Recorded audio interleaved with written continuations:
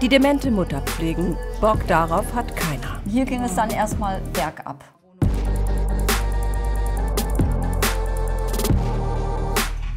Aber wenn Papa zum Pflegefall wird und Mama in die Hose macht, dann müssen oft die Töchter ran. Söhne pflegen selten. So, jetzt bist du fertig? In diesem Film frage ich mich, muss ich meine Mama pflegen, wenn sie nicht mehr alleine kann? Denn die meisten Deutschen wünschen sich, dass sie bis zum Schluss zu Hause bleiben, auch wenn fast 80% dann doch in einer Klinik oder im Heim sterben. Ich konnte es nicht übers Herz bringen, sie ins Heim zu stecken.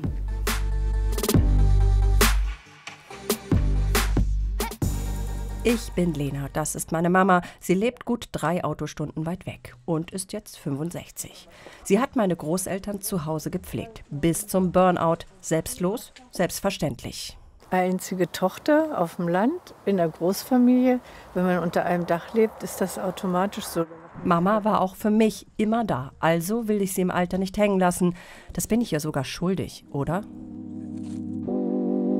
Aber ich bin voll berufstätig. Mein Leben ist durchgetaktet in Bremen mit meiner Familie. Wenn ich mich umschaue, kriege ich da leichte Panik. Selbst gerade erst Mutter und schon altersschwache Eltern. Bei manchen Freunden kommen die Eltern schon nicht mehr alleine klar. Fakt ist, 4 von 5 Pflegefällen werden von Angehörigen versorgt. Muss ich als gute Tochter mein Leben also auf Stopp stellen, um Mama zu wickeln? Krasse Vorstellung. Meine kleine Tochter trägt noch Windeln. Pflegen statt das eigene Ding durchziehen, was bedeutet das? Sandra aus der Nähe von Dortmund weiß es. Sandra hat mir am Telefon schon erzählt, Kinder wollte sie nie haben, weil mit kleinen Kindern hat sie es nicht so. Aber jetzt hat sie eigentlich ein kleines Kind die ganze Zeit zu Hause zu umsorgen, nämlich ihre Mama. Sandra hat mich eingeladen. Es ist Freitagmittag. Sie hat ein langes Pflegewochenende vor sich. Vor 4 Jahren holt Sandra ihre stark demente Mutter Renate zu sich und ihrem Mann. Also Mama und ich, wir waren früher beste Freundinnen. Wir haben echt alles zusammen gemacht. Und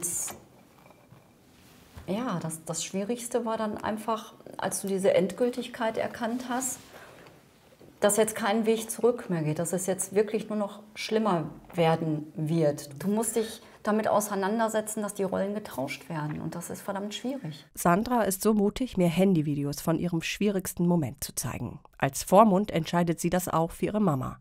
Nicht der einzige Moment, über den wir in der Redaktion diskutieren und uns fragen, dürfen wir das zeigen? Als ihre Mama noch fitter ist Duschen ein Kampf, weil Sandra sie zwingen muss. Ganz schnell. Nein, ich zieh mir nicht aus. Nein, ich zieh mir nichts aus. Nein! Mama, nein! Die hat da so eine Kraft entwickelt. Nein, komm. Ich hatte die Tür abgeschlossen und sie hat die Klinke aus der Tür gerissen. Nein, komm, komm, das geht doch ganz schnell. Nein, das geht nicht schnell. Solche Szenen sind Vergangenheit, weil Renate jetzt viel schwächer ist und es damit für Sandra leichter. Sandra kann in der Woche arbeiten, im Homeoffice für eine Versicherung. Renate wird unter der Woche in einer Tagespflege betreut und mittags gebracht.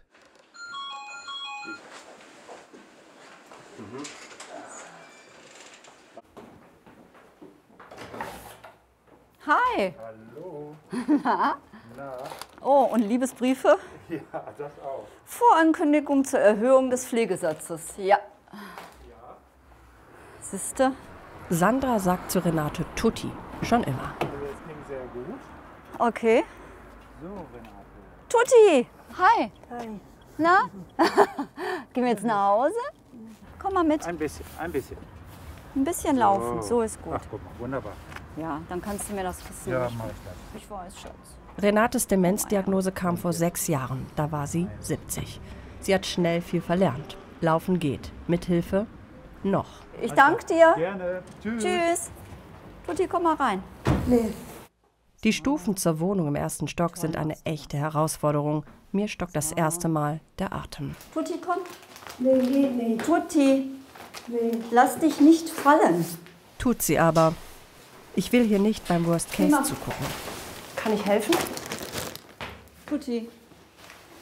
Soll ich hinten so ein bisschen stützen? Ja. Hilft dir das? Das ist gut. So.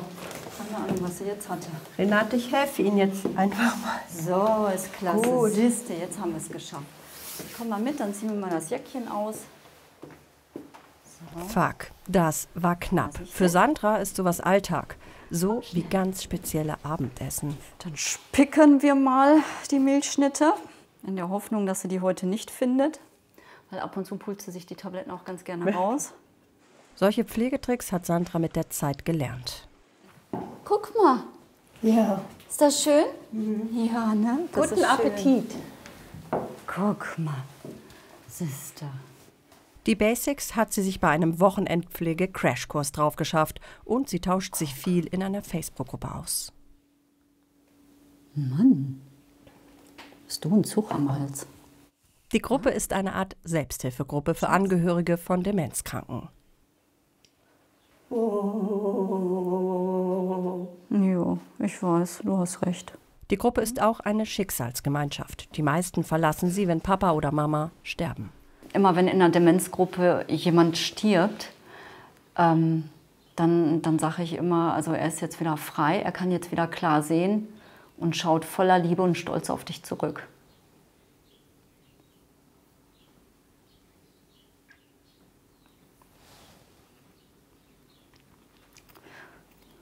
Ja. Und ich denke mal, so wird es auch sein. Na, wenn die Seele auf Reisen geht, genau, dann sieht sie klar und dann ist sie sich auch dessen bewusst, was für sie getan wurde.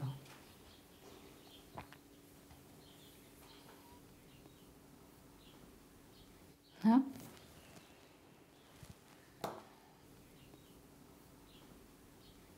Sandras Mann hat für Renate ein barrierefreies Bad gebaut. Och, guck mal. Ha? Und so, jetzt gehen wir noch einmal Pipi machen. Komm mal her. Nee. Doch, wir gehen einmal schnell Pipi machen. Pass mal auf. Das ist super intim, aber das ist Pflege. Deswegen zeigen wir es. Setz dich mal hin. Ich halte dich fest. Ich passe auf dich auf. Gut. Super. Ich frage mich, wäre ich mit meiner Mama so geduldig wie Sandra? So, mein Engel. Ich fürchte nicht. Machst du denn noch mal Pipi? Nee. Och komm, mach mal ein Pipi. Ja?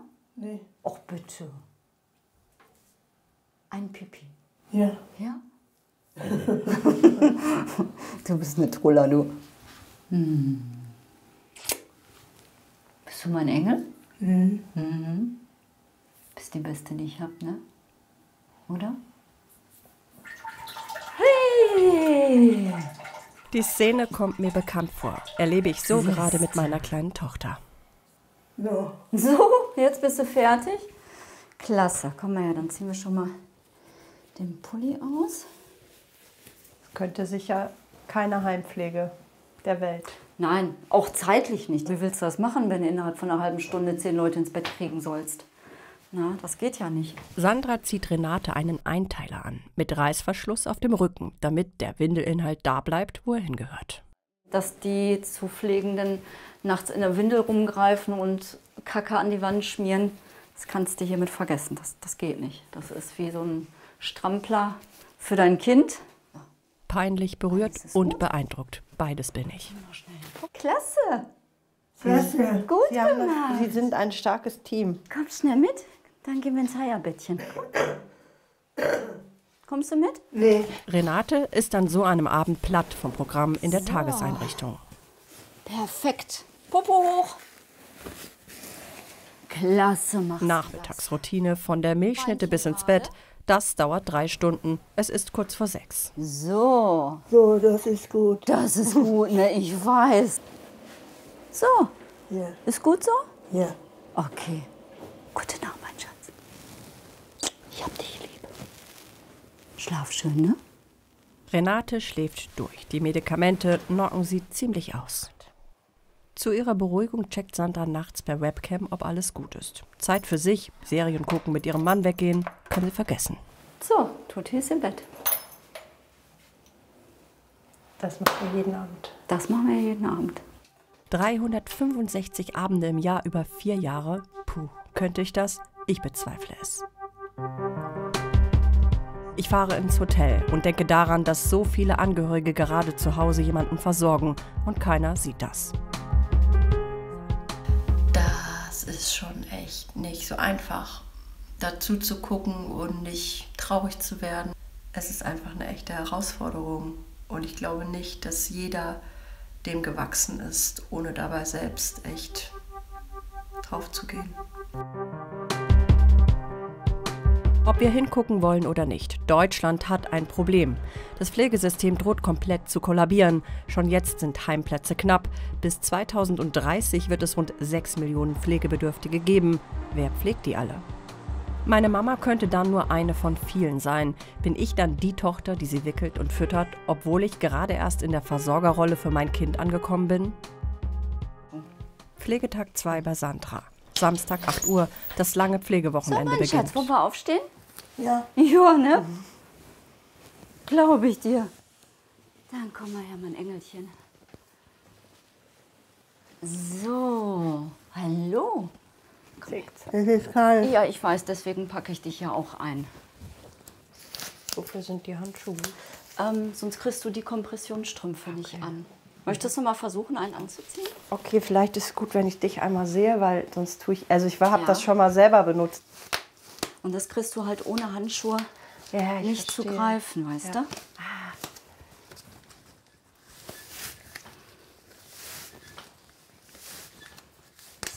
Oh, Sie haben aber schöne warme Füße. Ja, sag, ist ja auch das Kuschelbettchen, ne? Oh, das ist nicht machbar. Wir haben die gleiche Handschuhgröße.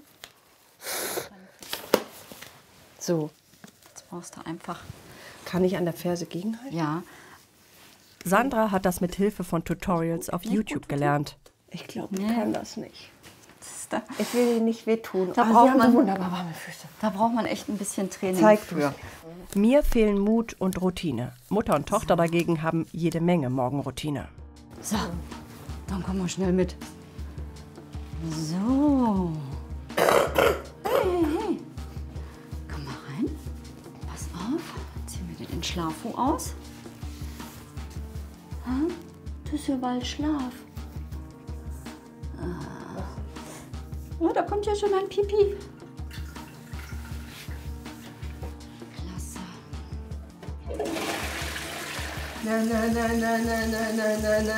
Ja, tut dir den Popo, müssen wir aber ein bisschen abwaschen. Ah. Und dein Popo geht auch schon wieder auf. Perfekt. Einmal so und einmal so. So. Guck, was bist du fein. Ja. Ja, gehen wir frühstücken, fein. Warte auf mich, Tutti. Machen ihm dein Bettchen richtig. Renate wirkt heute irgendwie wacher und spricht mehr als am Vorabend. Komm, wir gehen rüber. Ja, machen wir, Chef. Sandra kann über Dinge lachen, bei denen andere das Heulen kriegen. Sie wirkt auf mich super stark. Dann machen wir jetzt schnell ein Frühstück für dich, ne? So. Die Verantwortung ist groß. Sandra ist kein Pflegeprofi. Renate könnte sich zum Beispiel an einem kleinen Stück Brotrinde verschlucken und ersticken. Das ist eine ständige Angst. Das hast du jeden Tag. Also jeden Tag aufs Neue, wenn ich bei ihr die Tür öffne. Du weißt nie, was erwartet dich jetzt. Dass sich später jemand so liebevoll um sie kümmert, damit kann Sandra nicht rechnen. Das sind natürlich auch immer Gedanken, die ich habe, weil ich habe keine Tochter, die sich um mich kümmern könnte. Ich frage mich wieder, gibt es eine moralische Pflicht, die eigenen Eltern zu pflegen? Sandra sagt nein, sie hätte das frei für sich entschieden. Was vermissten am meisten? Was ich am meisten vermisse, am Wochenende, so wie früher, dass man einfach gesagt hat, boah, ich bin jetzt müde, das Wetter ist mies, wir legen uns ein Stündchen auf der Couch, wir schlafen. Oder einfach wirklich spontan mal Freunde besuchen. Geht nicht. Kannst du nicht machen.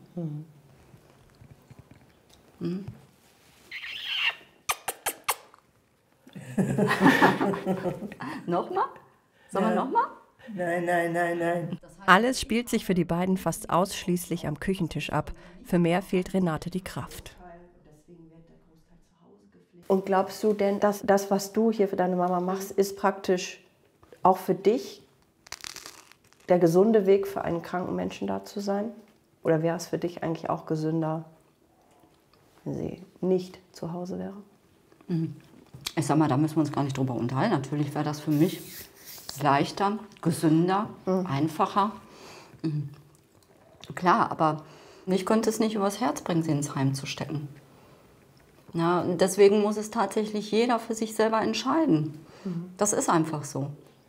Es gibt ja so Momente, wo du für dich sagst, du siehst überhaupt gar kein Licht am Ende des Tunnels. Es geht jetzt echt so weiter und du weißt ja nicht, wie lange geht es so weiter. Es kann noch 5 Jahre gehen, es kann noch 10 Jahre, es kann noch 15 Jahre gehen. Na, in 15 Jahren bin ich selber in der Rente. Weißt du, und das sind dann so Gedanken, die dich treffen, wo du Angst kriegst. Pflegetage mit einer Demenzkranken sind lang und anstrengend. Als die Tagespflege wegen Corona zu hatte, musste Sandra sich jeden Tag 24/7 kümmern. Und das habe ich 7 Wochen gemacht. Wo T-Mobil ist. Huch!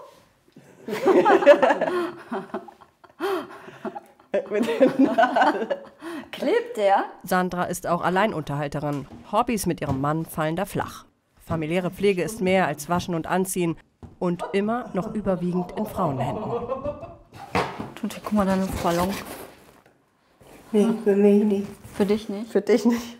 Vom Staat fühlt sich Sandra als pflegende Angehörige alleingelassen. Die Politik verlasse sich darauf, dass Familien die Pflege wuppen und unterstütze kaum. Das wünscht sie sich anders. Dass du nicht für jeden Scheiß, den du brauchst, einen Kampf starten musst. Überlastete Angehörige, volle Heime, leere Pflegekassen und keiner will hingucken. So sehe ich das. Alles gut so? Ja, so. Darf ich mal sehen? Drehst du dich mal um? Die machen das ziemlich gut, die beiden. Aber sich vorzustellen, dass ich Sandra bin und Renate meine Mama ist schwer. Was denn? Guck mal aus dem Fenster. Guck mal, die Sonne scheint. Ha? Guck mal. Mit Erinnerungen von früher schafft Sandra es manchmal, Renate aus ihrer Bubble zu holen. Mit ihrem Lieblingslied klappt es, nicht immer, aber oft. Sollen wir ein Liedchen singen? Ja. Ja? Nee. Ach doch. Alexa, spiel Marmorstein und Eisen bricht. Nee, das will ich nicht. Nicht, wenn der Regen quillt. Dam, dam, dam, dam. Nein, Denk an seinen, der zu dir hält. Dam, dam, dam, dam. Marmorstein und Eisen bricht, aber unsere Liebe nicht. Alles, alles geht vorbei, doch wir sind uns treu. Du bist die Beste. Du bist die Beste. Ich bin auch die Beste? Nee. Ja, sag mal. Mein Schatz. Und jetzt? Nee, jetzt gar nichts. Jetzt gar nichts. Jetzt gar nichts. Jetzt erstmal Pause. Nase voll, ne? Ha? Schwufen ist anstrengend, ne? Ja, das alles ist anstrengend. Wir gönnen uns eine Pause, einen kleinen Ausflug in die Welt des Wir Pflege-Hightechs. müssen aber heute duschen. Sandras Pflegekonzept steht und fällt ja damit, dass Renate noch irgendwie die Treppe zur Wohnung hochkommt. Seit Monaten steht eine Art elektrische Sackkarre bereit. Sandra glaubt, bald wird sie die brauchen. Aber sie hat Schiss vor der Bedienung, genauer vor einem Sturz. Also testen der Kameramann und ich das Ding mit ihrem Mann Peter. Ganz ehrlich, wird wohl sicher sein, aber sicher anfühlen tut es sich nicht. Jetzt ein bisschen nach hinten. Nicht nach vorne. So, jetzt wieder nach vorne an die Stufe. So, und jetzt den halte Knopf. das nicht lange, oder? Nein, Nur nein, bis es nein, unten ist. genau. Warte mal. Nee, ist gut, das kann ich. Das geht. kann nicht runter. Nee, Und da sitzt 70 Kilo und das geht nicht runter. Das geht nicht runter. Das war das mit den unten Aufsitz und die Räder ist im Grunde genommen fürs Nimmens festhalten. Jetzt bin ich unten rollen. Nee, weiter. Nee, noch weiter drücken. Der Stuhl Ach muss so, erst runter. okay, diese Genau, Gruppe, wenn genau. ich Jetzt mir so... vorschieben, so. Und jetzt, bis das Rad sich einmal ganz umgedreht, weiter. Ich habe es jetzt verstanden. Nee, nicht vorschieben. Bevor Renate zu müde wird und wegklappt, steht jetzt noch Duschen auf dem Pflegeprogramm. Nein, nein, nein, nein, nein, nein, Alles ist nein, gut. nein, nein, nein, nein, nein. Auch da bin ich dabei. Auch bei diesem Mutter-Tochter-Tanz führt Sandra. Mama, Stein und Eisen bricht, aber unsere Liebe nicht. Alles, alles geht vorbei, doch wir sind uns treu. Mama, Stein und Eisen bricht, aber Zurück in Bremen lade ich meine Mama ein, das Filmmaterial mit mir zu gucken. Sie sagt, sie erwartet das von mir nicht. Sie will ins Heim, wenn es soweit ist. Angst vor dem Moment habe ich trotzdem. Was ich mir von euch, von dir und deiner Schwester wünsche, dass ihr mir das sagt. Aber Weil was ist, ich es wenn du auch es nicht selber werde. anders siehst? Dann müssen wir es entscheiden. Das ist, wo ich am meisten Angst vor habe. Das Dass ist wir aber dann so. da sitzen Das und du ist sagst, aber so. du hast mich ins Heim gepackt und ich sag dir, Mama, du hast gesagt, Nein, ich das soll werde dir ich das nicht sagen. tun. Es sei denn, ich bin komplett dement. Und dann, wenn ich komplett weg bin, dann bitte ich euch, dass ihr mich wegbringt, ob ich jetzt Nein oder Ja sage. Da müsst ihr durch. yeah, Das müsst ihr. dum dum. Ich musste oft schlucken bei diesen Dreharbeiten und erkennen, zu wissen, was familiäre Pflege bedeutet, ist gut, bevor sie passiert. Drüber reden ist besser als ausblenden, was alle irgendwie betrifft. Wenn Eltern zu Kinder werden und die Rollen getauscht werden, dann braucht man, nee, meist Frau, echt Arsch in der Hose. Dum dum. Wenn ihr wissen wollt, was für einen Knochenjob Pflegedienste machen und wie es ist, wenn der Papa im Heim sagt, hol mich hier raus, dann guckt euch die Rabiat-Doku Wer pflegt Mama in der ARD-Mediathek an.